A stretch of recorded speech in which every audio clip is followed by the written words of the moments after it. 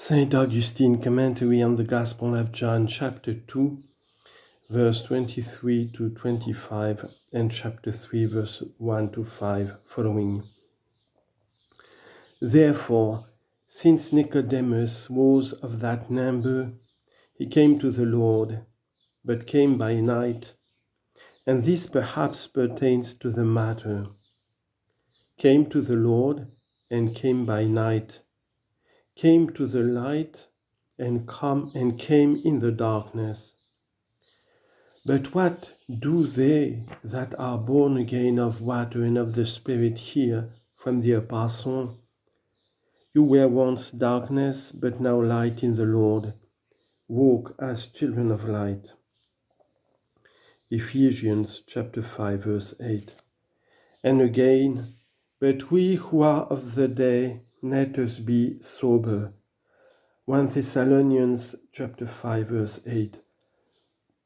Therefore, they who are born again were of the night and are of the day, were darkness and are light. Now Jesus trusts himself to them, and they come to Jesus, not by night like Nicodemus, not in darkness do they seek the day. For such now also profess, Jesus has come near to them, has made salvation in them. For he said, Except a man eat my flesh and drink my blood, he shall not have life in him. John chapter 6, verse 54.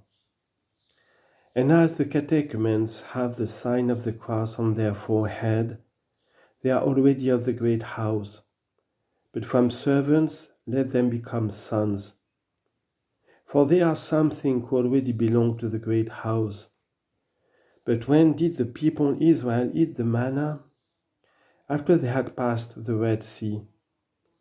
And as to what the Red Sea signifies, hear the apostle. Moreover, brethren, I would not have you ignorant, that all our fathers were under the cloud, and all passed through the sea. To what purpose passed they through the sea?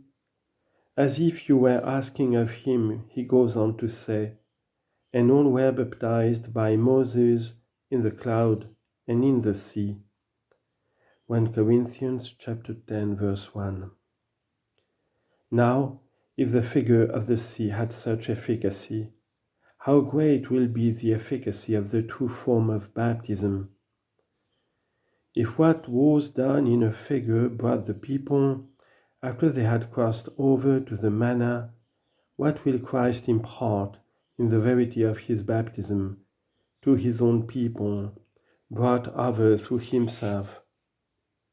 By his baptism, he brings over them that believe all their sins, the enemies, as it were, that pursue them, being slain, as all the Egyptians perished in that sea. Whither does he bring over, my brethren? Whither does Jesus bring over by baptism, of which Moses then showed the figure, when he brought them through the sea? Whither? To the manna. What is the manna? I am, says he, the living bread which came down from heaven. John chapter 6, verse 51. The faithful receive the manna, having now been brought through the Red Sea. Why Red Sea? Besides sea, why also red? That Red Sea signified the baptism of Christ. How is the baptism of Christ red, but as consecrated by Christ's blood? Whither then does he lead those that believe and are baptized? To the manna. Behold, manna, I say, that the Jews, that people Israel received, is well known what God had rained on them from heaven. And yet catechumens know not what Christians receive. Let them blush then for their ignorance, let them pass through the Red Sea, let them eat the manna that as they have believed in the name of Jesus, so likewise Jesus may trust himself to them. Therefore, mark, my brethren, what answer this man who came to Jesus by night makes. Although he came to Jesus, yet because he came by night, he still speaks from the darkness of his own flesh.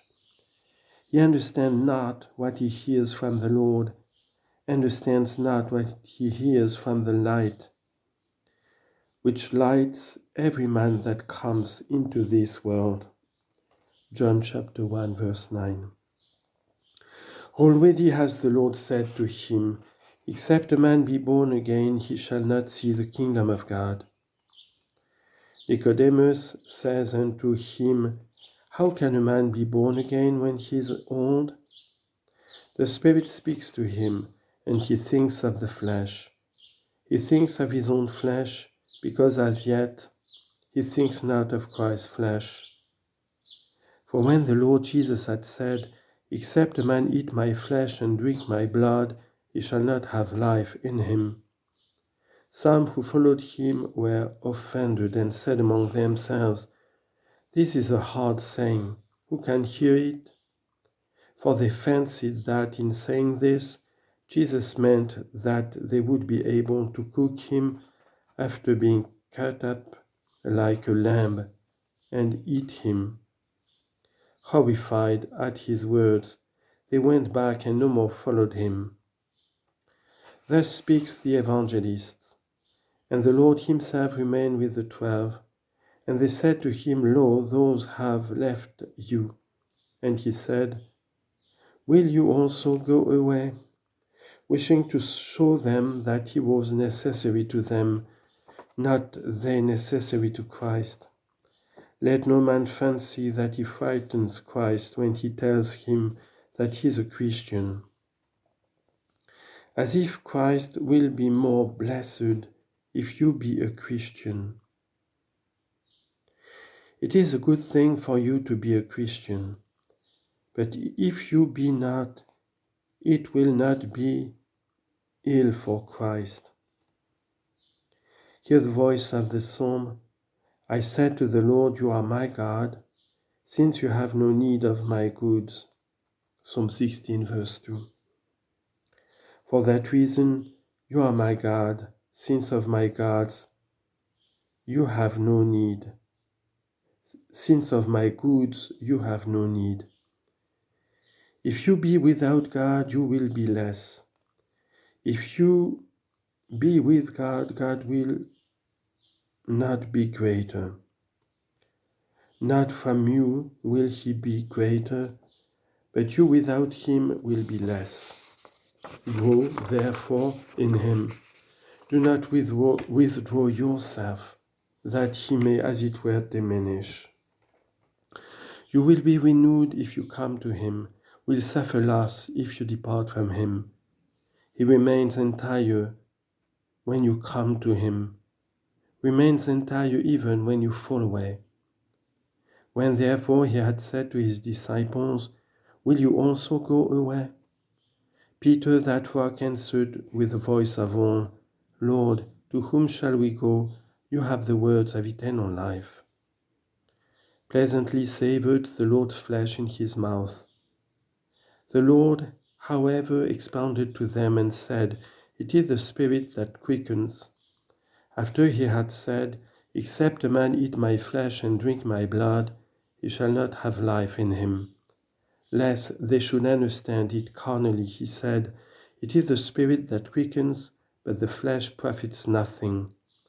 The words which I have spoken unto you are spirit and life. John chapter 6, verse 54 to 59.